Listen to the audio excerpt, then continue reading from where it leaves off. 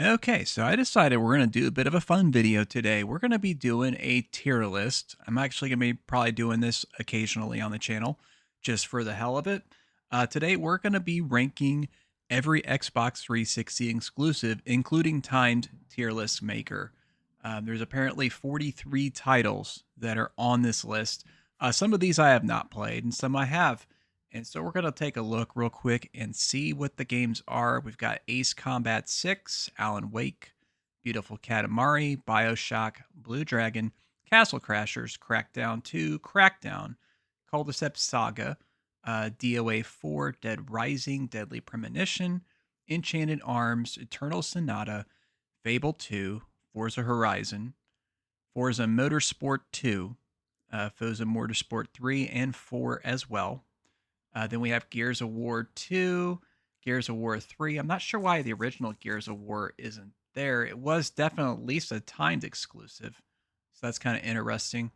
I'll just imagine where we'll put it there. Halo 3 ODST, Halo 3, Halo Anniversary, the remaster, Halo Reach, Halo Wars, Infinite Undiscovery, Cameo, Elements of Power, Limbo, Lost Odyssey, Lost Planet, Mass Effect 2, Mass Effect. I think Mass Effect 3 was on PS3 at the same time, so that's not on here. Oblivion. We got Alan Wake again. I'm not sure why. We'll say this Alan Wake is the. We'll say that that's going to be Gears of War. Just we'll have to remember that. Perfect Dark Zero, Project Gotham Racing. I think that's 3. I'm pretty sure. 4 should be here too. I think. I don't think that game appeared on PC at the same time. Ridge Racer 6, Saints Row, the first one, of course. Tales of Vesperia, The Last Remnant, Two Human, and Viva Pinata. There might be some that are missing. I'll have to kind of do some digging on that. But let's go ahead and get right into it.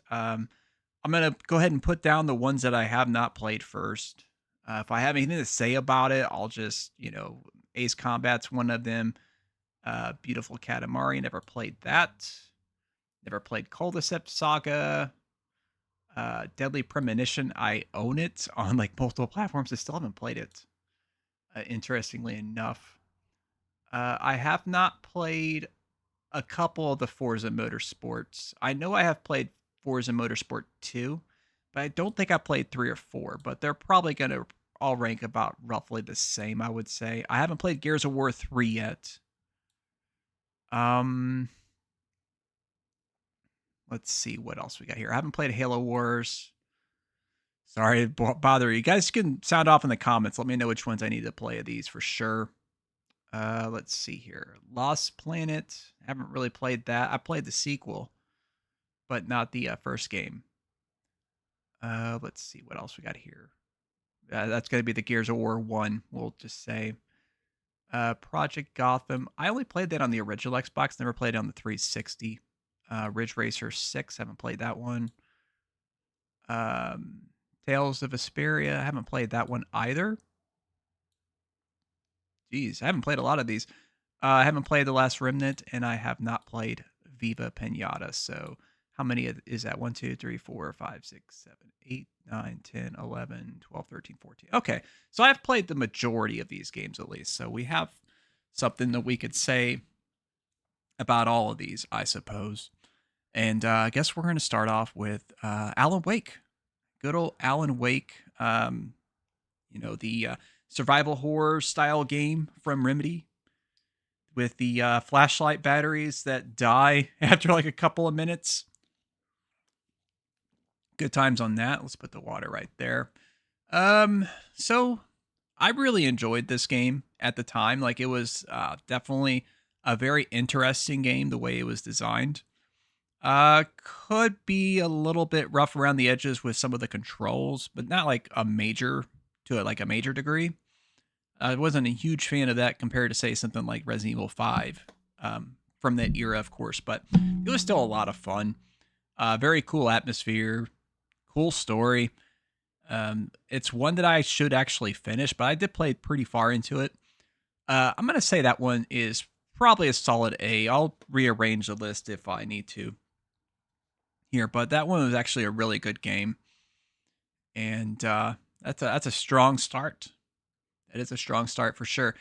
Now, Bioshock, that was I remember when that game was coming out, and this was like one of the games I was hyped for. As far as like, obviously Halo 3, of course, was a big deal, and that was the game I was the most hyped for at that time. I had owned a 360 for close to a year by the time that Bioshock came out. And as far as like some of my friends, they were all really looking into a game called Two Worlds, which was like supposed to be an Oblivion killer at the time. It was supposed to be kind of like that style of game, except it was going to have multiplayer features and have like all kinds of aspects that Oblivion did not. And that's why they were excited for that, of course, at the time. I was like, wasn't too sure about that game. Like, it looked a little strange to me. But I certainly understood why they thought that. After having played Two Worlds versus me getting Bioshock, I would say I definitely was the winner on that one. Bioshock was a crazy game. Like, talk about such a groundbreaking game, such amazing visuals, really cool story. Um, Kind of harkens back to kind of the Cold War era stuff, of course, a lot of the libertarian paradise kind of stuff that you see in certain things like Atlas Shrugged and whatnot. Um, it was just a really cool game. Fighting the big daddies was really brutal. Um, One thing I wasn't a huge fan of is how like the game had pretty limited ammunition, and you didn't really get punished all that much for dying because you would just regenerate and respawn. So you could just keep respawning and just hitting the enemies with a wrench. And that sometimes is what you had to do if you were out of like good ammo. Um, Other than that aspect, though, is such a great game. At the time, I would have considered it an S. Nowadays, I'd probably consider it more of an A. Um, but I was really enamored for that game at that time. It was fantastic. So let's see what we got here now. We got Blue Dragon. Blue Dragon, this was the first game from Miss Walker. Good old Miss Walker, which was a studio founded by some of the people that used to work at Square Enix, or I guess Square at the time. I don't know. I guess maybe Square Enix. I guess they might not have left the studio until after that merger happened in the early 2000s. Uh, this was, of course, like also, I think Akira Toriyama was involved with this. So it had kind of that DNA of Square Enix with like Dragon Quest and whatnot. But it was a completely new studio, completely new story. It seemed like they were trying to make it a big deal. It didn't end up being that big of a deal. Like it was, I don't know, from what I played of it, it was decent. Like it wasn't like the kind of RPG that I like. It definitely was tailored more to the Dragon Quest crowd. But it just wasn't as good, in my opinion, as like the Dragon Quest games. I would probably give this one a B overall based on my expectations of it. Now, Castle Crashers. Castle Crashers was a very interesting game because at the time, with the Xbox 360, with like a lot of the live arcade games that they had out, they were most of them were typically either like arcade ports of like older titles. You know, they had like the Teenage Mutant Ninja Turtles and X-Men and all like the old arcade beat 'em ups and action platformers and so on. Those are some of the early titles. Of course, Symphony of the Night was a big deal when that dropped on Xbox Live, although it had stuff cut out from the original PS1 version so that it could fit the file size limitations that they had. Because I guess, back then, people, they had to make sure the file sizes were small enough that people that didn't have the hard drive for the 360, because the 360 didn't always come with a hard drive. Like that was actually an optional thing. And so, some people had to use like a memory card instead. And so they had to make sure that stuff fit. This was like during that early era of those indie titles. So they had to kind of fit that mold, and they went with a total throwback style beat 'em up. And oh boy, did they knock this one out of the park. Castle Crashers is a total S game for me. It is such a blast because you have all kinds of different characters you can choose. You can level them up, get, upgrade their attack power, their agility, their magic, and so on, their health. And you can find different weapons and things like that to customize them with. A lot of levels, a lot of replayability, 4 player, local or online multiplayer. Um, this is just such a great value. They still support this game today. As a matter of fact, they just recently came out with a DLC, which I think is exclusive to the PC version. Um, just came out just this year for Castle Crashers. And me and my friends were playing that, checking out some of the custom creations that people had for characters. A lot of crazy stuff. It's still an S tier game for me. It is fantastic for sure. So we'll go out of order with the Crackdown games. We're going to rate the first Crackdown. First Crackdown, I would probably, I don't know. It's like a tie between a B and an A. It's like almost A territory, but not quite. This was before Grand Theft Auto 4, of course, so this was kind of like the big deal for anybody that wanted an open world game and maybe they didn't like Saints Row, which we'll talk about in a little bit. It was pretty solid. It was pretty much like a superhero GTA style game, where you could level up your character, they could jump buildings and shit like that. You got different guns and all kinds of stuff. You could drive the cars, all kinds of different missions. It can get pretty repetitive sometimes, but it did feature 2 player co-op as an option, which was pretty cool. Definitely a rock solid game for sure. Now, I wish this had more than just A through or S through C because Crackdown 2, that is a completely different story. There is not a letter grade listed here that I would put. I wish I was able to add one. I'm gonna have to put it in C, but it's a lower than a C kind of game. It's like a D tier game. So, Crackdown 2, for those that don't know, came out less than a year after the original Crackdown. It was a different developer. They decided to use like this weird, nifty, cell shaded art style, and it doesn't look great, honestly. They added like zombie enemies. It didn't make a lot of sense. The missions were worse than the original Crackdown. It just was not a good game. It was not a good game, and you can kind of like look at some of the reviews online, and most people kind of agree. There are some weirdos, of course, that like 2 more. I guess I don't know why. To be honest, it's just an unpolished game. It didn't come out finished or anything like that. It was just not good. It was not good, and so it says it's a C tier, but it's definitely a D kind of game. Definitely for me, it's not an F game. It's not like not like terrible, terrible. But it's not a game that I would revisit at any point in the future, unless it was specifically for making video content. Like I wouldn't play this for my personal enjoyment. Let's put it that way. Okay.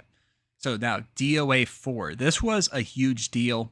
Dead or Alive, of course, helped launch the Xbox brand. For people that don't know, like before the Xbox came out, like this, Dead or Alive 3 was probably the most hyped game for the original Xbox launch. There were some people, of course, were looking at Halo, but I don't think that people really, not everybody realized what kind of game it was going to be at that time, but Dead or Alive 3, that was building off of the success of the first 2 Dead or Alive games, which were really good fighting games in the vein of something like Virtua Fighter or Tekken. It was Tecmo's answer to it. I personally took very great fondness to the Dead or Alive franchise in more aspects than one, of course. The female characters are very well endowed, and there are a lot of female characters, and they have a lot of skimpy outfits, and that, of course, is great stuff for people that are into that kind of thing. But it wasn't just about that. The game actually had phenomenal gameplay. It was fast, it was fluid. It was more accessible, in my opinion, than either Tekken or Virtua Fighter. You had the tag team features, which allowed you to play two versus two fights. So potentially it could allow a four-player matchup, which was really fun. We had a lot of fun doing that, of course, on Dead or Alive 4. And, yeah, this was Dead or Alive 4. That's right. The graphics were phenomenal. Even though it's an early 360 title, it's still like, if you were to put like a list of like the top 20 or top 30 or so 360 games in terms of graphics, it would probably be on there, even though it's literally a launch title. Like, not like the day the system came out, but I think it came out within the month of launch. Just a phenomenal fighting game. Um, I'm kind of torn on whether I want to make that an S or an A tier because it's not like the one I'm most fond of. Like, I actually think I might prefer DOA 3 over 4. Maybe it's more of a nostalgia thing because I played that more, or like DOA 2 because I played that a lot on the PS2. We'll put it as S for now, but if I have too many games in the S ranking, I might knock it down to an A. We'll see how that goes. Okay, so now we've got Dead Rising. Now this was a game. This was literally the very first game that I ever bought when I got a 360. Obviously, being a huge fan of the Resident Evil games, new Capcom zombie-based game in a open world setting in a mall, which was highly interactable. You had like all kinds of different character interactions and everything like that. Really cool idea. Really cool idea. Um, After actually playing it, I was a little iffy on the game. Like, there were certainly some issues. At the time when I had the 360, I didn't have an HD TV. I still was rocking a CRT. The text was very small, and they had no consideration at all for people on a CRT television at that time. So it was basically unreadable. So if you were somebody that needed to use subtitles for whatever reason, you were pretty much SOL when it came to Dead Rising, the original game. So that was kind of a knock against it. Another knock against it is it has like a time management mechanic, similar vein to something like Majora's Mask or a game of that nature where you have to complete the objectives over like a certain amount of time. And it has kind of a new game plus kind of thing as well. So you don't have to complete everything in the first run. And I don't think it's even really possible to complete everything in the first run, especially since there is some branching events and whatnot that you would have to do things differently. The gameplay was pretty solid. Technically, is very solid game for the time. The 360 really emphasized having a lot of characters on screen and them doing things in real time versus like what the previous generations were capable of, generally speaking. I would say it's a B game. I'd say, there are aspects that I would love about the original Dead Rising. There's things that kind of downgrade it for me a bit at the same time. And I don't feel comfortable, at least right now, putting it in the same ranking as Crackdown, but, two. But I'd say it's about as good as, the original Crackdown. Okay, now Enchanted Arms. This is a really interesting game for a few reasons. One, it is put out by From Software. This was before they became famous with the Dark Souls series and Elden Ring, of course, today. So they were still like kind of like an underground studio at this time. And this was an RPG style game, had a lot of different characters. To my knowledge, it's the first mainstream RPG game, or maybe even mainstream game in general, that has a gay character, which is kind of interesting. Especially since it's from a Japanese studio, and from what I understand, Japan's not quite as progressive on that kind of stuff. Has a pretty weird battle system. Like, it's not like bad or anything like that, but it's not like one that, it's not one that I like fondly remember at the same time. It's serviceable. It's a decent battle system. It's a little bit rough around the edges in terms of the visuals and presentation and that kind of stuff.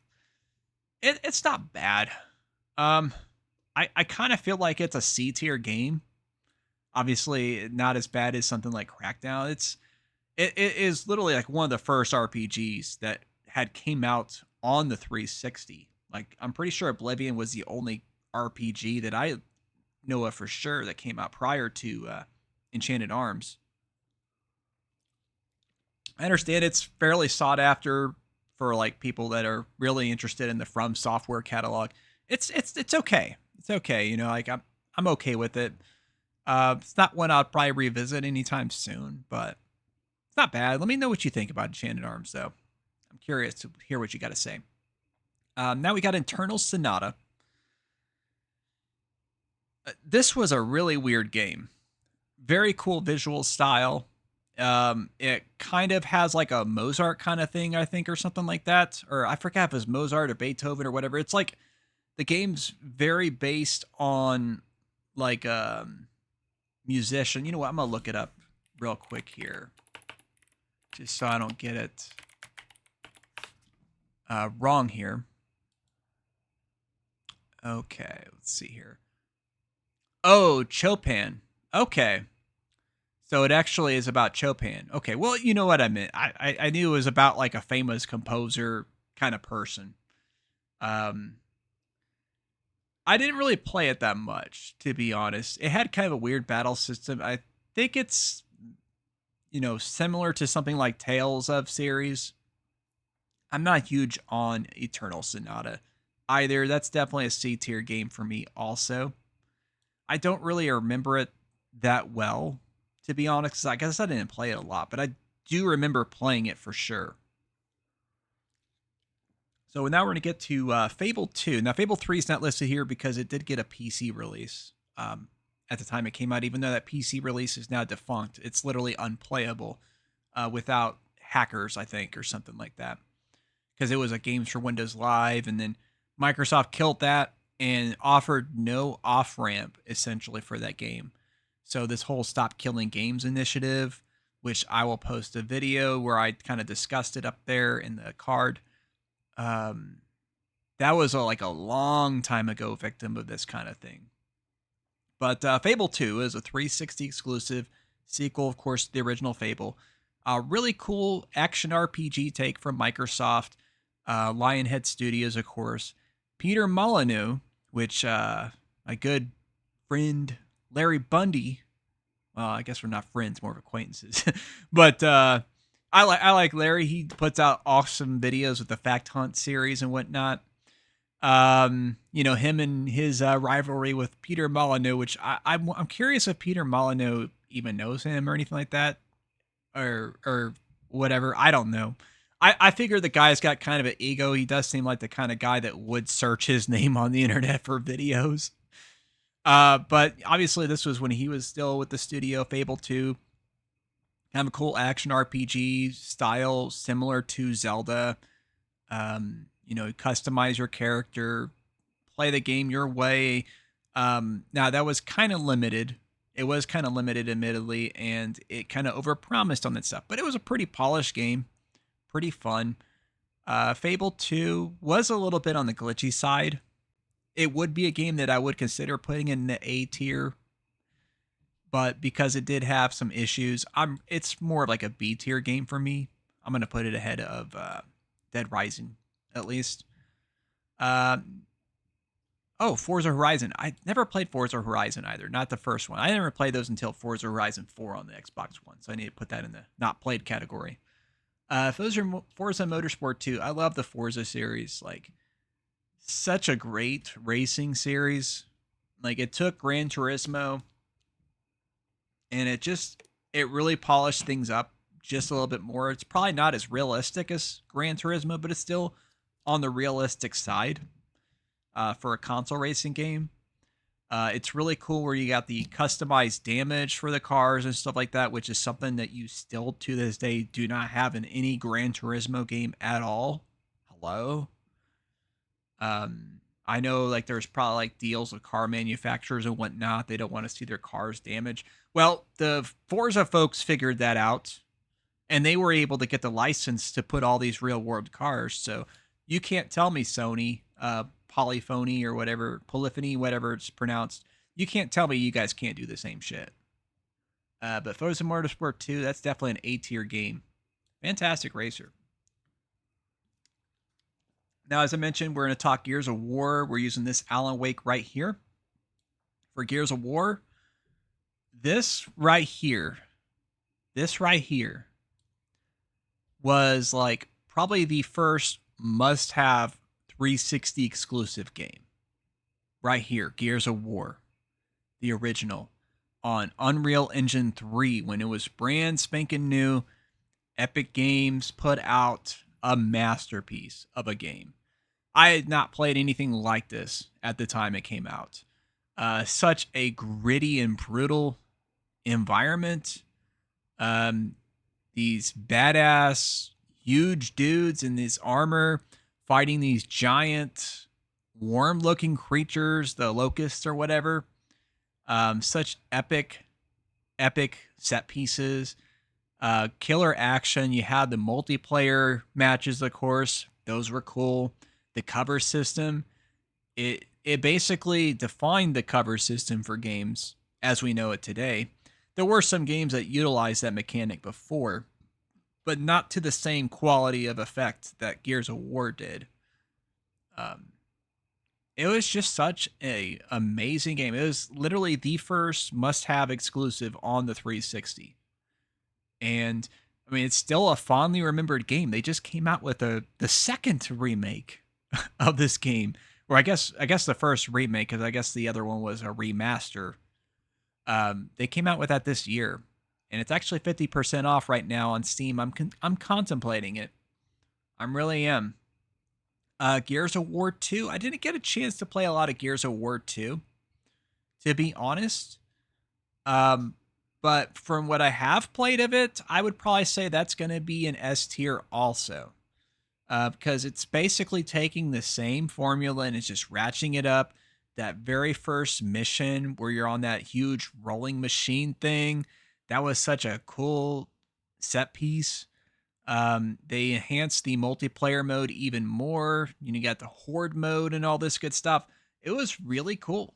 Like all of the Gears of War games on the 360 at least were pretty solid. I guess, well, you know what? With Judgment, because I don't think Judgment was on PC, because we didn't see Gears 3 either. I don't think, yeah, Gears 3 wasn't listed either on here, so that's kind of weird. Now, I never played Gears 3. Did I put it on the list? Okay, I did right here. Yeah, but Judgment was an exclusive too, I'm pretty sure. Don't tell me if I'm wrong on that, but anyways, yeah. Okay, so it's time to talk some Halo, which I'm noticing Halo 4 is not here either. That should be on this list. So I don't know. I have to put Halo 4 in the not played category because that's the only one of these I hadn't played on the 360 at the time. I was kind of getting out of the 360 by the time that game came out. We'll go in order of release. On the console, Halo 3. Halo 3 is definitely an S tier game. It was a great ending to the original trilogy with Master Chief. Such a blast. I mean, it just further refined the mechanics that we had from the first two games. Arguably the best multiplayer in the franchise history was from the Halo 3 era, which of course Halo 3 ODST included all of the DLC for the multiplayer, so you had the full package if you did not purchase the DLC map packs. And then of course we got the Master Chief collection later. But yeah, Halo 3, this one really knocked out of the park. I guess depending on who you ask, it could be like more of an A tier game. You got people that will say that, which will bring us, of course, to Halo 3 ODST. That is kind of an A tier game. ODST was kind of a short campaign. Like, it was only like 6 to 8 hours long, so it was definitely shorter versus the other Halo games, although it had kind of an interesting hub world idea. It was a really cool idea of how you went between missions. You're basically playing a mission between the missions. Kind of cool, but it was definitely underdeveloped on that stuff. This also introduced the firefight mode, which was similar to something like the Horde mode from Gears, but in my opinion, just not quite as good. The matches took too long. So like that was kind of like an undercooked part of it. Now they did improve that kind of stuff in later Halo games. But ODST was really solid, but just not quite as good. I would probably say the same thing with, Combat Evolved Anniversary. Definitely A tier game. It's cool to see the original Halo come back. Of course, they had that cool little mode where you could switch to graphics between the new graphics and the original style. Um, so it was a really cool release, although kind of unnecessary because we were able to play the original Halo on the original Xbox version. We could that was backwards compatible on the 360, so it wasn't like entirely necessary. I don't remember. Did that have multiplayer?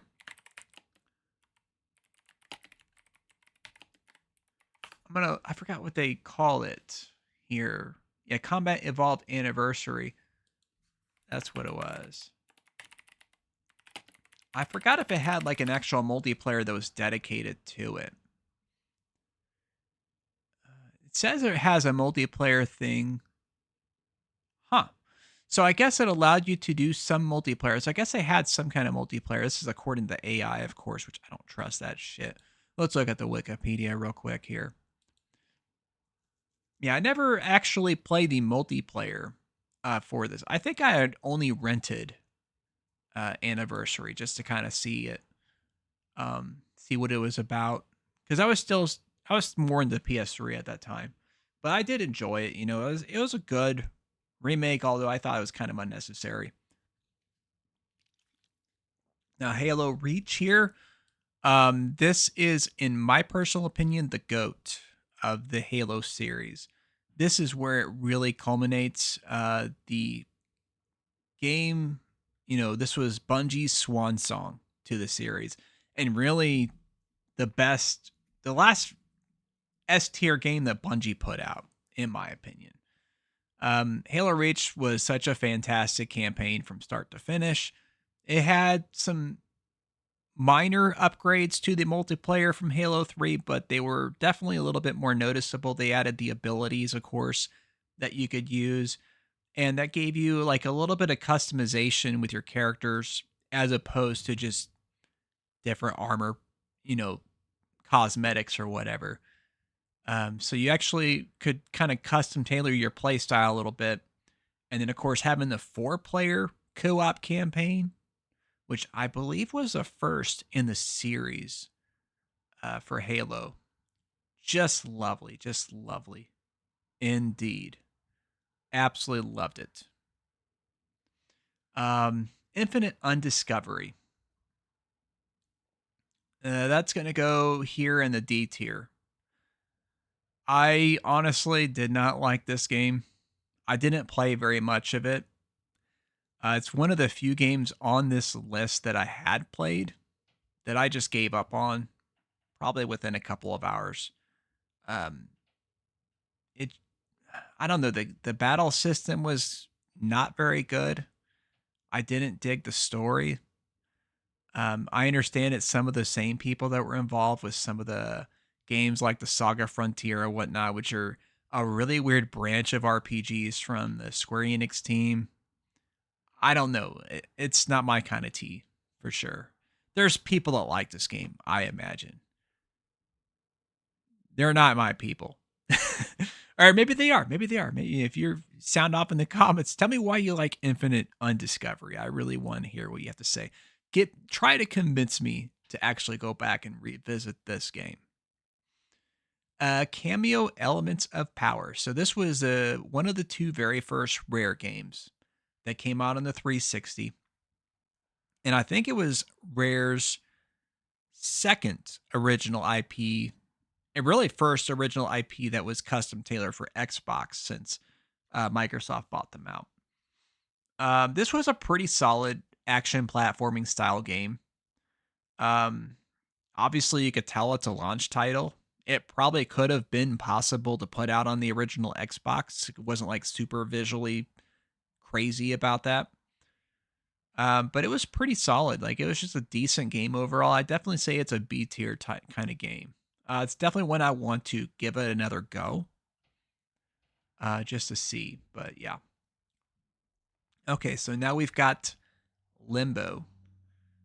This one's a solid S tier for me.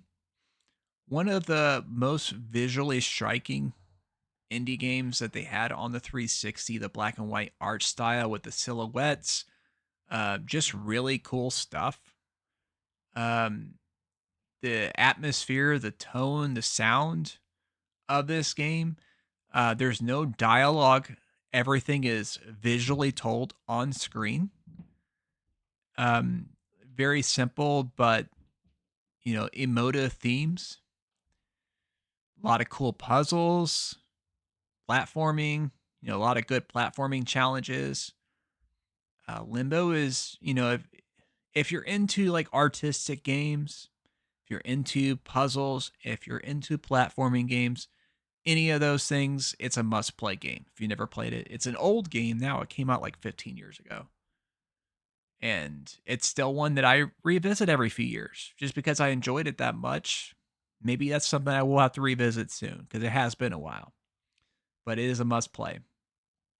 Lost Odyssey.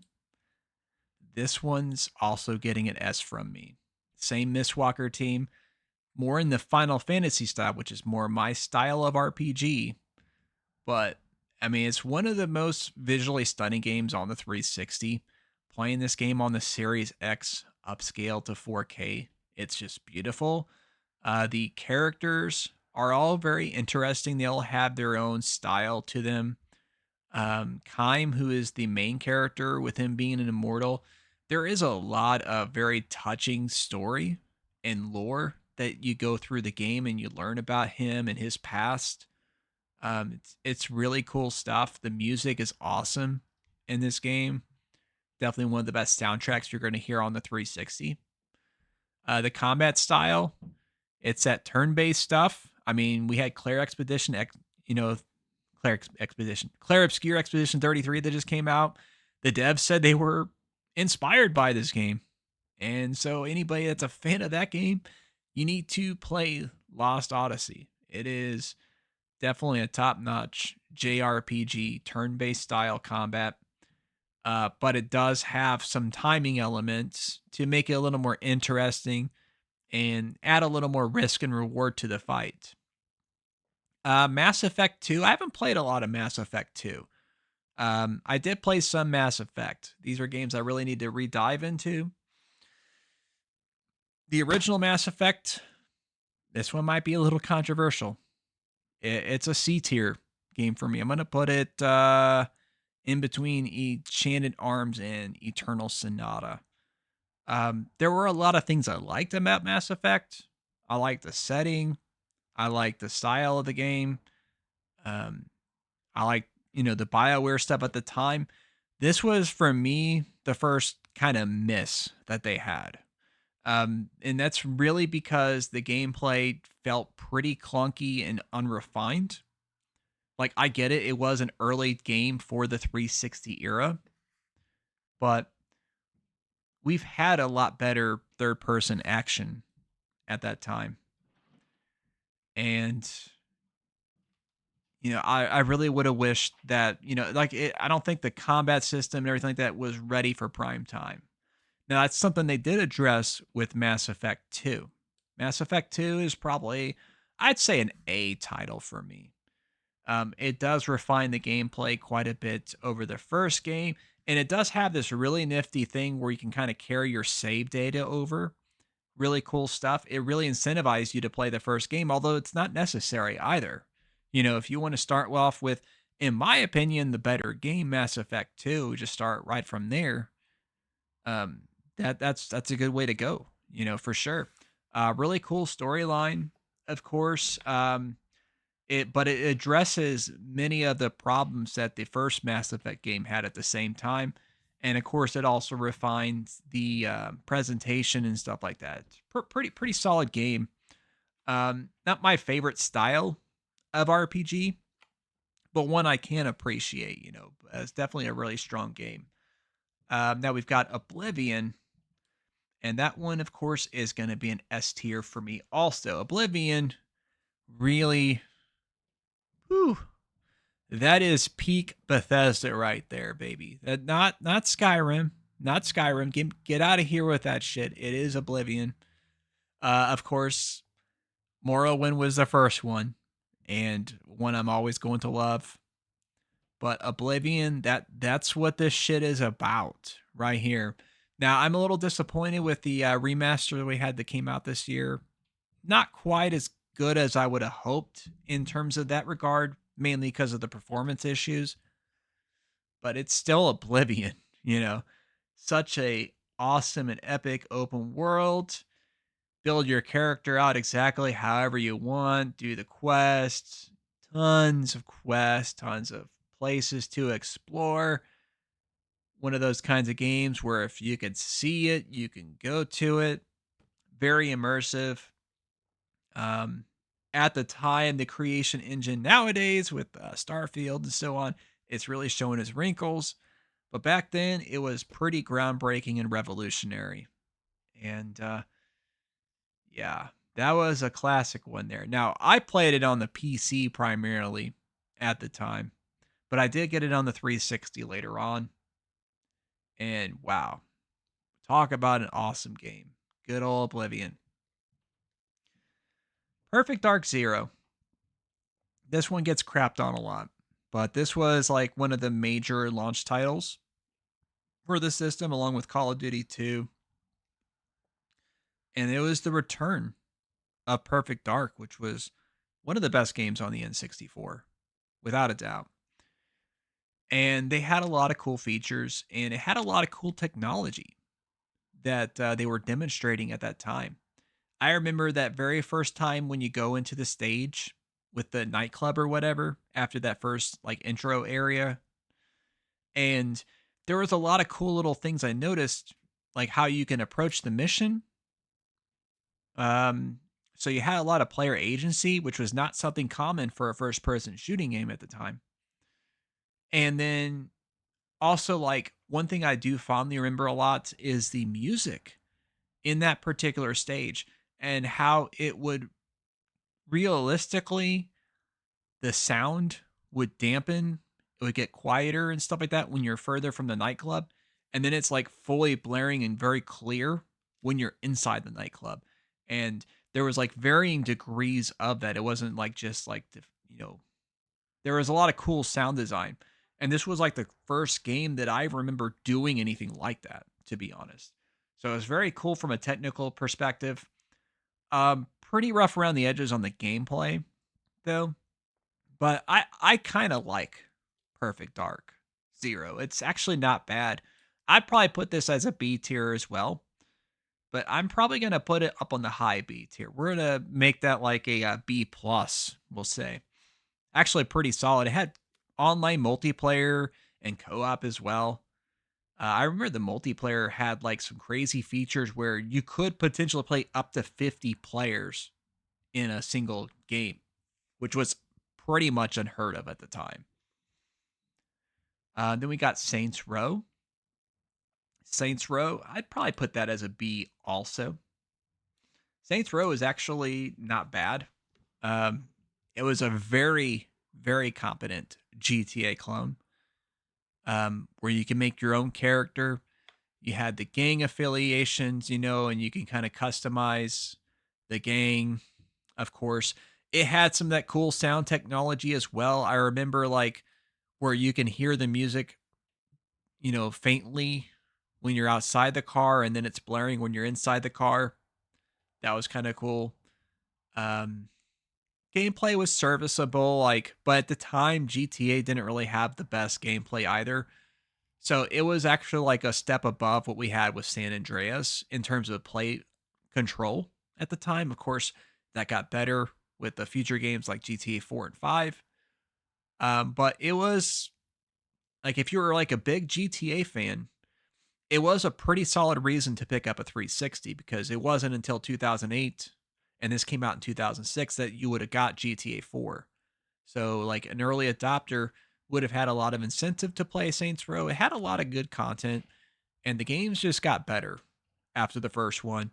But it was a solid entry. It was definitely a solid entry and I kind of regret not getting it from the freaking GameStop. Okay. Now the last one, Too Human. Gotta take a big drink for this one here. This one's gonna be a little controversial because it's not a very loved game. I like Too Human quite a bit, actually. This is actually a really good game. Now, it's not an S tier. It's not an S tier. It's it does have its issues, and because of that, it's impossible for it to be S tier. I mean, yeah, sure. I guess Oblivion has issues too, or whatever. But what I mean is, it's not just like issues with like having some bugs or some shit like that. There is some actual game design elements that are a bit of a problem with the game. But it has a really cool storyline. It has like basically a futuristic Norse mythology with like cyborg shit.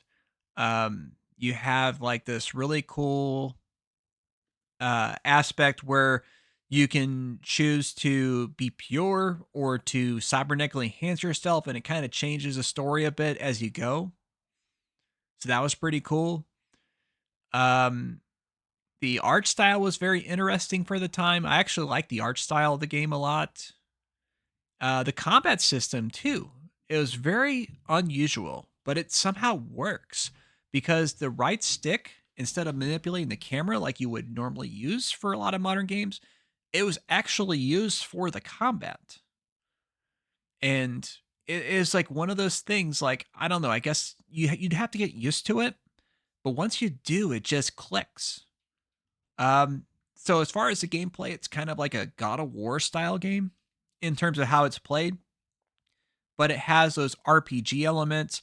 It's got a little bit of Diablo type stuff because you have like a lot of random loot and shit like that you're picking up, and kind of like customizing your character with it and upgrading your stuff, and selling stuff and all that good stuff.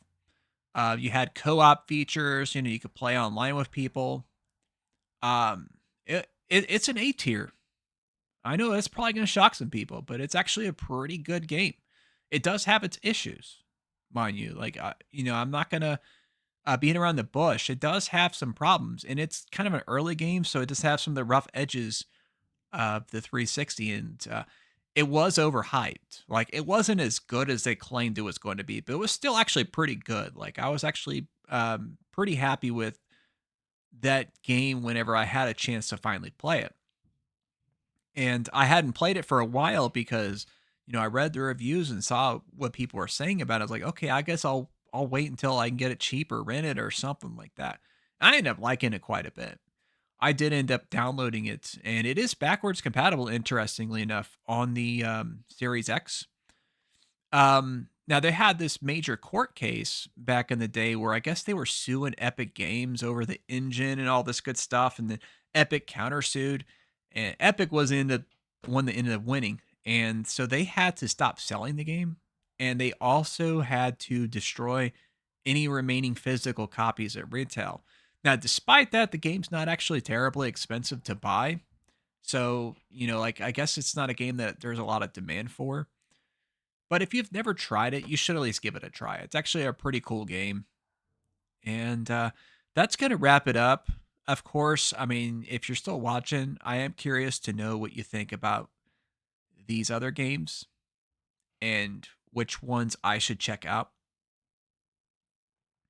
whether on the 360 or like a modern version. 'Cause I know some of these have PC versions and whatnot. I actually have Deadly Premonition on PC already. So I don't really have a lot of excuse to not play that one at the very least. I don't own any of the other ones. Wait, no, I do own Last Remnant also, but I don't own the remaster that recently came out. But it looks like the kind of game I might enjoy. So I do like the, more of the strategy RPG kind of stuff. But yeah, let's see. Can I save this? And maybe we can blow this image up. I don't know. My browser's kind of acting up here. That's always fun. Good job. Good job. I'm just trying to save an image. Just trying to save an image. Okay. All right. So I'll just zoom in like this so we can get a better view. and you can see how I ranked the games. And I'll zoom in just a little bit more so you can see even better. Okay. Now remember, that's the first Gears of War, like I said. Okay. Yep. That is what I thought about the games. Really, the only ones out of this list that I genuinely just did not like at all were these two. Like those are ones that there's ones I would never go back to, honestly. Like I said, if you can convince me to replay this one, I dare you. And then out of the ones that we haven't played, I definitely want to try Deadly Premonition. I don't really think there's much of a need to play Forza Motorsport 3 or 4. I mean, all those games are pretty much the same shit, right? Same with Forza Horizon, of course. Gears 3, I definitely need to try sometime. Halo Wars, I'm not the biggest into the RTS stuff, but I might consider that. Lost Planet, that's one I would definitely consider trying as well. Project Gotham and Ridge Racer, those are all kind of the same shit also. I'm not a huge fan of most of the Tales of games. The only one I really liked personally that I've played at least was Tales of Symphonia. So that's kind of a lower tier for me. Um, Viva Pinata, I would definitely try that. That looks like it could be a lot of fun. So, and then of course, Last Remnant, definitely the kind of game I would be into. Ace Combat, kind of the same thing. Like, they're all pretty much the same shit, right? Just enhancements and whatnot. So, geez, that was a long video. Over 50 minutes of talking Xbox 360, talking about the exclusives, timed and true exclusives for the console. So, I appreciate if you actually made it to the very end. I'll say Jibba Jab. Go ahead and type that in the comments. Jibba Jab. Jibajab. That'll tell me that you watched the whole thing. And I mean, you can comment whatever else too, of course. Anything else we discussed. Maybe some of your favorite exclusives. There's surely some games missing on this list as well, because I noticed that said Project Gotham Racing 3 when I zoomed in, but it's 4 was also exclusive to my knowledge. There's probably a few that are actually missing on this list. Not counting like some of the weird indie arcade games, like I forgot what those were called, but yeah, yeah, Xbox 360, baby. It's been 20 years. A lot of good games. This is just the exclusives. There's a ton of third party shit. Jeez. Um, Go ahead and watch that video up there if you haven't had a chance. That's the last one I just did. And then the algorithm over in the other corner is going to recommend something to you. So definitely take a look at that if you're interested. And don't forget to subscribe if you happen to not be already subscribed. But that's going to be the last line.